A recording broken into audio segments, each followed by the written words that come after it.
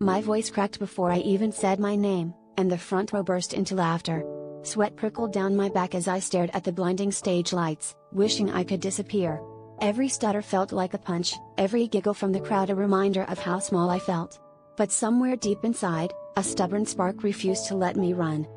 My script shook in my hands, but I forced myself to keep going, stumbling over every word. I remembered the nights I spent practicing alone, wishing I could speak like everyone else. I thought of my little brother at home, who'd stopped raising his hand in class because of his stutter. Right then, I realized I wasn't just speaking for myself. I was speaking for everyone who'd ever felt silenced by their own voice. With each word, my confidence grew, not because I stopped stuttering, but because I stopped caring about the laughter. My story mattered, even if it took me twice as long to tell it. By the end, the room was quiet, not because they pitied me, but because they finally heard me.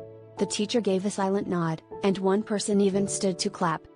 Walking off that stage, I understood something powerful. Courage isn't about flawless delivery, but daring to speak even when you're scared.